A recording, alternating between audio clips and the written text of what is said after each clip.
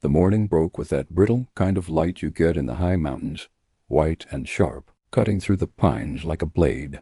I'd been up before dawn, stoking the stove, sipping coffee gone cold, and staring at the same worn patch. On the cabin wall, I'd stared at every morning for the last 5 years. Solitude had its rhythms, and mine never strayed far. But that morning, something was wrong. I stepped out onto the porch, boots scuffing against the frost-hardened boards. The air was still, the kind that made a man feel like the whole world was holding its breath. Then I saw her. She hung from the ridge beam of my roof, a blonde woman in a torn calico dress, her bare feet dangling above the dirt. Her hair stirred in the cold breeze, brushing the scorched letters burned deep into my cabin door. Apache lover. The words were blackened and rough, the kind of message carved by hate. My first thought was that she was dead. My second was that I'd somehow stepped back into a war one thought I'd left behind. My wife and daughter had been taken from me in a crossfire long ago. One side blue, the other gray, and I'd sworn never again to lift a hand for anyone. I'd built my life out here in the granite silence to make sure of it. But then her eyelids flickered, just once. Jesus, I muttered, stumbling forward. Her breathing was shallow, her lips cracked and bloodied. Whoever had done this hadn't meant to kill her quick. They'd meant to make her a warning. That was when I heard it. Gunfire. Faint but distinct, echoing through the pines. 2 shots, then a third. Someone was still hunting her. My hands moved. Before my mind did, I cut the rope from the beam, catching her weight before she hit the ground. She groaned, weak but alive, and her fingers twitched against my coat. Her skin burned with fever. I hauled her around the side of the cabin, to the lean-to I kept for trapping supplies. Inside it was cramped but warmer, and I laid her down on a bedroll, pulling a blanket over her. She mumbled something I couldn't catch, her voice broken. I poured water into a tin cup and brushed it to her lips. She drank a little, then drifted out again, her breathing ragged. Outside the pines swayed, and the echo of gunfire rolled farther away, but it didn't comfort me. Whoever wanted her dead would come back. I sat there beside her, feeling the weight of a choice I hadn't made yet. I could leave her, keep my quiet life, and let the world's cruelty pass me by again. Or I could take her fate into my hands and invite that cruelty straight to my door. The problem was I already knew which one I was going to do. She didn't wake the next day, or the day after that. The fever had its claws deep in her. I did what I could: boiled water, soaked cloths, mashed herbs into poultices, but I'm no doctor. Just a man who once saw too many people die and figured it was better to live where he couldn't hear the screaming anymore. I moved her into the cabin proper on the second night. Couldn't let her die in a tool shed like some abandoned mule. I cleared off my cot and slept on the floor near the fire, listening to her breathing rattle in and out like a rusted hinge. On the third morning, she came awake in a panic. She shot up fast, arms flailing, knocking over the tin cup on the side table. Her eyes were wide with animal terror, and she lunged at me, half delirious, fists swinging. Get off me. I ain't going back, he'll kill me. I grabbed her wrists, not hard, just enough to stop her from hurting herself. You're safe, I said. Ain't nobody here but me. She stopped fighting, but didn't stop shaking. Her hair clung to her face, soaked in sweat. Her voice was ragged. Where am I? Wyoming territory. About 3 miles east of Granite Ridge. You were hanging from my roof. Name's Robert Boon. She stared at me like she couldn't decide if I was real. Then she whispered, Annabbeth Cwley. That name hit me like a rifle butt to the chest. The Cwley family had been tied to the Shallow Ridge massacre back in '66. Same year, I lost my wife and daughter. Militiamen had burned an Apache camp to ash, claiming it was a preemptive strike. Among them was Elias Cwley, a known drunk and worse. Cwley? I said slower now. Her eyes dropped. He was my father. I didn't say anything. Just got up and put more wood on the fire. Over the next few hours, she told me everything. How she'd run away from home at 16 to escape her father's beatings. How she'd fallen in love with a young Apache man named Dasa. How they'd lived in secret for over a year before being caught. How her father and his men had tied her to a post, branded her, and left her to hang for shaming the bloodline. She stopped talking then, her voice trembling. I sat across from her and looked into the fire. "You know who I lost in that war?" I finally said. "My wife. My little girl. Both buried under a collapsed chimney after the fighting spilled through the wrong town." She said nothing, just nodded slowly, like she understood exactly what kind of wound that left in a man. "I hated every name tied to that day," I continued. "Yours included." She winced, but didn't look away. "But hate's a lazy thing. Keeps you warm, but it don't fix nothing." She looked up at me then, and I saw something break loose in her face. Not pain exactly, she was already full of that, but the beginning of something else. Maybe trust. Maybe just survival. "I'm not him," she said. "I know," I said. "And I'm not the man I was either." And just like that, the ice between us cracked. The thaw didn't last long. 3 days after Annabbeth could walk again, I rode down to the trading post for supplies. I kept our place hidden well enough, no trail, no smoke during daylight, but word travels strange in these parts. You can go months without a soul, then someone finds you like they've known where you were all along. I'd barely hitched my mule when old George Millen, the blacksmith's drunk cousin, stumbled out from the porch with a toothpick and a smirk. "You're a hard man to find, Boon," he said. "Heard you took in a squaw-loving whore. That true?" I didn't answer. I didn't need to. "You might want to know," he added. "There's talk of a bounty. $500, dead or alive. Someone real high up's paying." I didn't ask who. I already knew Clayton Raddick.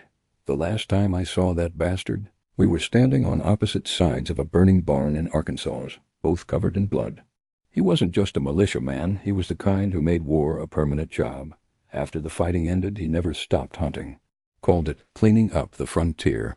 What he meant was erasing anything that didn't look like him. I left that post without buying a damn thing. Rode hard up the ridge and made it back by dusk.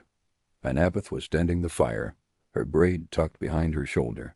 She turned as I walked in, saw my face, and didn't ask a single question. "I should go," she said quietly. "If they find me here, you'll hang with me." I slammed the door harder than I meant to. "You ain't going anywhere." She shook her head, already moving to pack. "I won't be the reason someone kills you."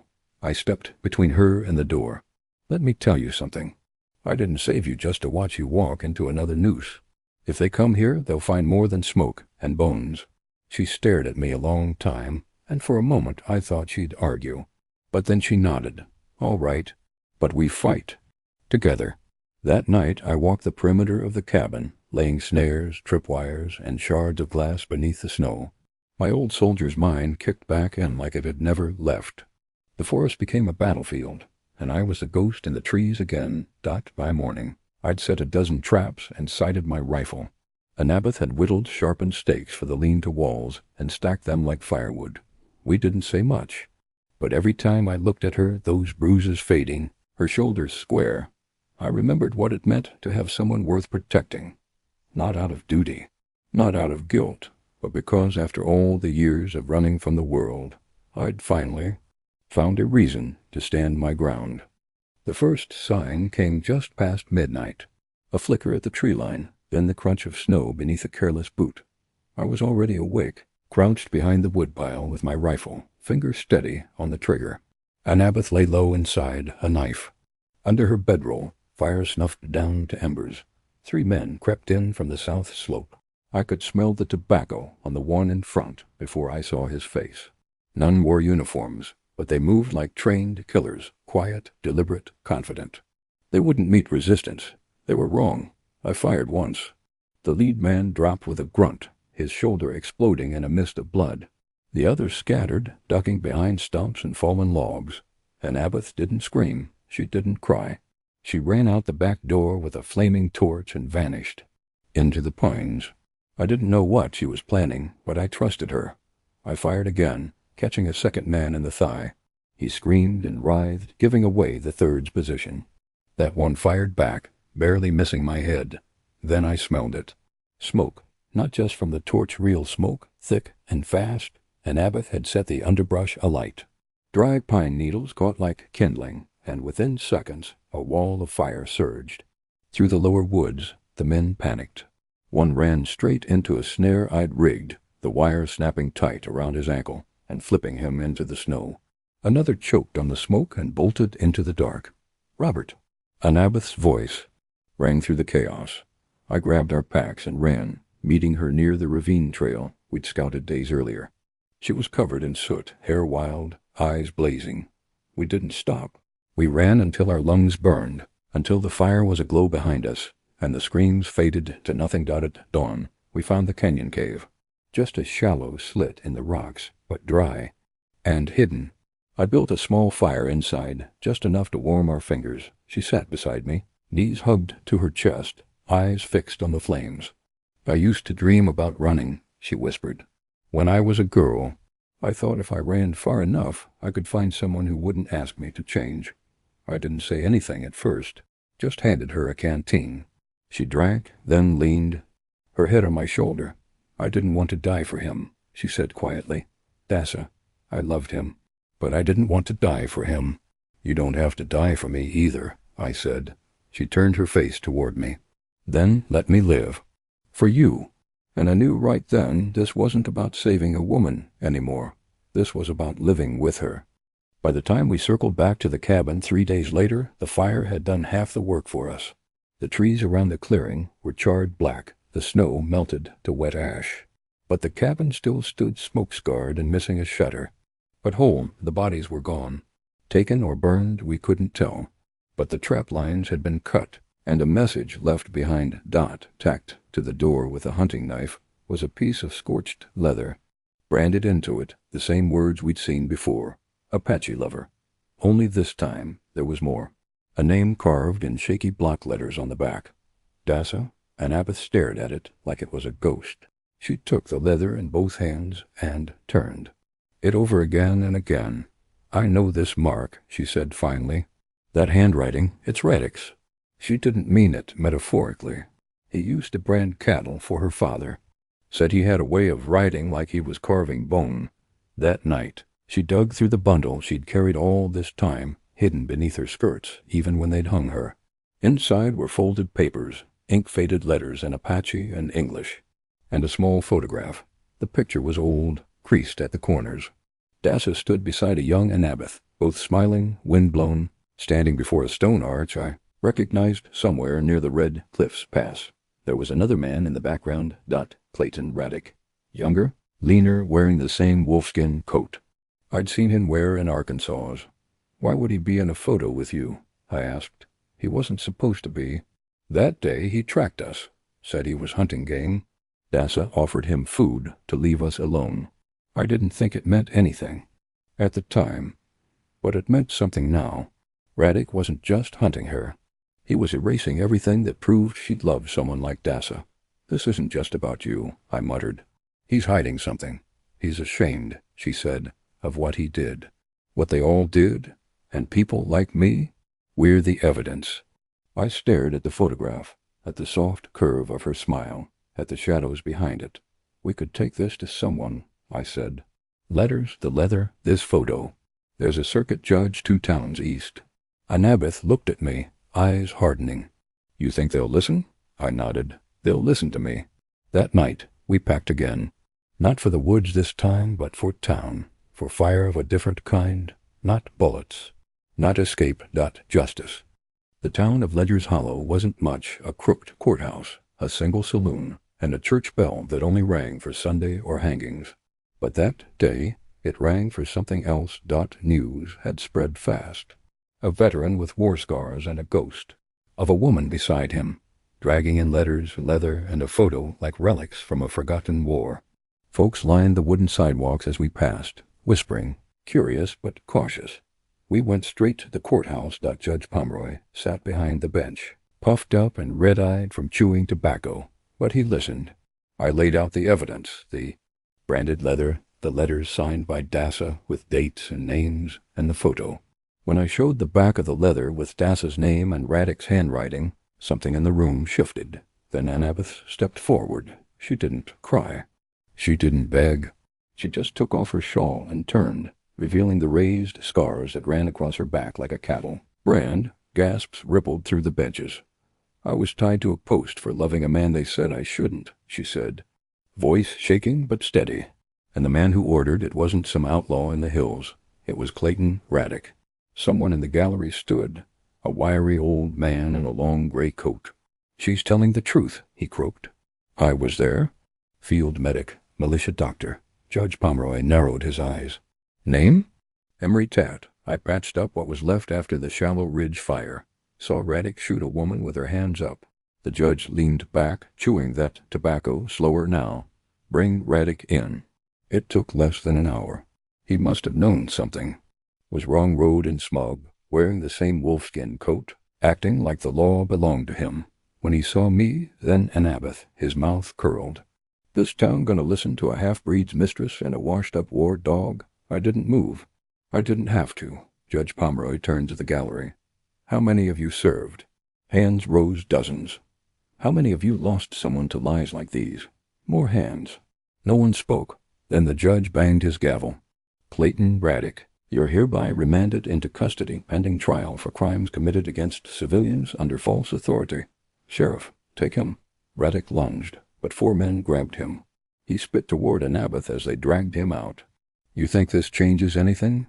People like me built this land. Annabbeth didn't flinch. She just turned away. Outside the bell rang again. Not for war. Not for grief. For something better. We left town before the gallows were even built. Didn't stick around for the trial. Didn't care to watch Raddick rot or plead or lie one last time. Truth had done its work, and the fire we lit didn't need tending. Instead, we rode back into the mountains, past the cabin that had become a battlefield, past the blackened trees that still whispered smoke when the wind kicked up, past the life we'd barely escaped. We found an old hunting shelter tucked in a drawer near Red Cliff's past-dry roof. Cold spring, good soil for planting. It wasn't much, but it had walls. That was enough. We spent the first week cutting timber and patching leaks. Annabbeth dug a trench for runoff while I fixed up the stove and strung a line for drying herbs. She hummed sometimes when she worked low, strange melodies from her mother's people. I didn't ask the words. I just liked the sound. For the first time in years, I felt something I hadn't dared hope for. Stillness, not the kind that comes from loneliness or fear. The kind that grows roots. We planted potatoes and squash. Traded salt and pelts with a passing wagon. I carved a bench from old pine and set it under the ridge, where the sun poured gold over everything come evening. And then one day, they started coming. A girl with 2 black eyes and a split lip. A boy with calloused hands and no voice. An older couple walking with everything they owned in a burlap sack. Refugees, outcasts, people like us. They didn't ask questions, and we didn't give rules. We just offered space, a cot, a meal, a second chance. They called the place Stillwater. Annabbeth painted the name on a board above the door. She used the tip of a knife for the lettering, then burned the edges like a seal. It's what I always wanted, she said. A place where no one asks who you love, only what you're willing to build. That night we sat under the stars, the fire low, the others already sleeping in tents and lean-tos. I used to believe I'd die. Young, she whispered, like that was the only ending for someone like me. I looked at her hair braided, her hands rough from work, her eyes older than her years. Not anymore, I said, and I meant it, because after all the fire, after the blood and silence, we'd built something from the ashes. Not a cabin, not a town, a life. It was a quiet evening, one of those where the sky burns down into rose and amber, and the mountains seem to hold their breath. Annabbeth sat on the bench I'd carved, stitching up a tear in someone else's shirt. A baby cried faintly from one of the lean-tos. Chickens clucked near the coop, and someone laughed softly from inside the cabin. Elijah, I think, the boy who never spoke when he first arrived. I joined her on the bench and watched the last light fade over Stillwater. You ever think we'll make it all the way? I asked. She glanced at me. All the way to what? Old age? Wrinkled hands? A porch swing that creaks louder than our knees? She smiled, barely. That'd be a first. For me. Loving someone that long. I reached for her hand. You don't have to promise me forever, just tomorrow. And the next? And the next after that? She didn't answer for a moment. just stared at the horizon, her eyes soft. "You're not?" "Like Dasa," she said, voice gentle. "He was wind. Beautiful. Wild. Gone before I could hold him. You're the stillness, the place after the storm. We never married, not legally. No preacher stood under a cross with a book, no ring carved, no vows whispered over bread and wine. But love like ours didn't need a witness. It was in the work, in the way she always left the firewood stacked dry under the eave, and the way I kept her garden fence patched so the mule deer couldn't get through. It was in the calloused hands that found each other in the dark dot. It was in choice. Every day we chose to stay, not out of debt, not out of fear, but because life had stripped us both bare, and we'd still found something worth holding. Dot. And when I looked at her in the evening light, I knew this was the ending no one ever wrote. Not a gunshot, not a hanging, not a ride into the dust, just a quiet place where pain had passed, and peace somehow stayed.